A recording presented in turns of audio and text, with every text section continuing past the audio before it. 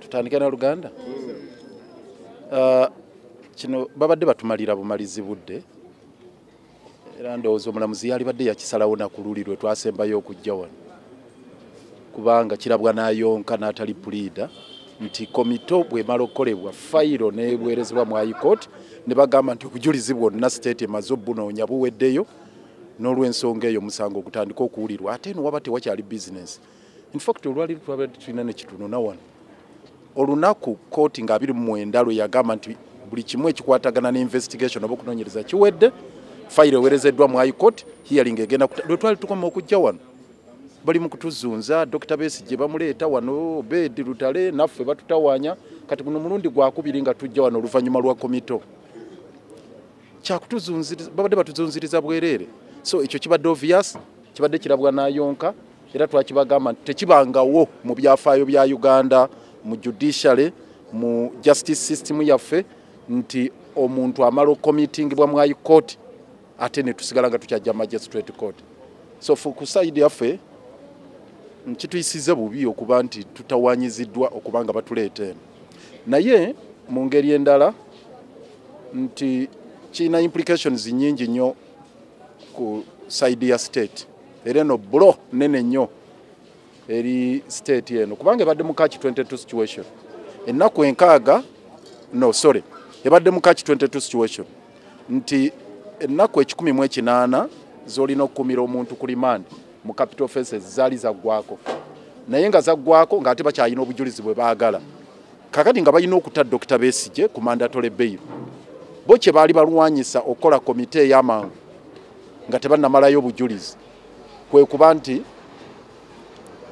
baali bayagala Dr. aleme kufuna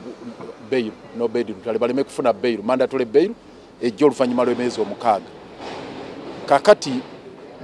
ne bapapirira ne bagaaka bakole komito naye ng'ate tebannamala kumaliriza bujulizi baagala okusumulula amasimu bafune obujulizi ne baagala to eat their cake and have it nti bafune komito Dr. Besigye bamutwale mu High Court okuwulirizibwa omusango gutandika okuwulirizibwa but at the same time basigale era nga bakyanoonyereza ekitaliyo mu mateeka kakati kitegeeza ki bafuna komito yaliwo nga 29 omwezi oguwedde meaning nti Dr. Besigye kati na Obedi Lutale balinda hearing naye kye batagenda kufuna bwe bujulizi bwe badde baagala obw'oku opening up amasimu kubanga kooti yokka yeyina okulagira ate ina kuba kooti eno eya wansi eri eya waggulu yeewuliriza musango nga guwedde obujulizi buwedde okunoonyerezebwa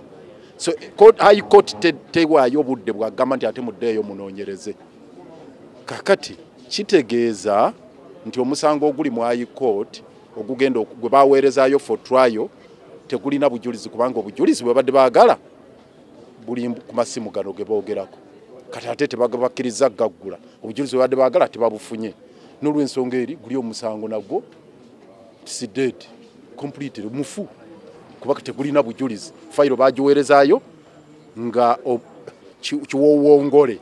temuliimu busomyo temuliimu bujulizi bwe baagala tebuliimu fayiro yagenda kati ate kooti ebagambye ffe engeri gye twaweereza fayiro mu High Court tetukyalina bujulizi buyinza bubakkiriza genda maaso nakunoonyereza so tubagamba n'ogwo omusango bagugjeyo bate Dr. Kizza Besigye kuba tegukyalina makulu obujulizi obukulu bwe badde baagala tebuliimu so nagwo era gwakumala budde so kyekitegeeza ffe kyetuddako mandatory bail application yaffe ekyaliyo yadde Dr. Besigye n'Obedi Lutale baba committing mu High Court tekitegeeza nti kibajjako right yaabwe okufuna gye bayita mandatory bail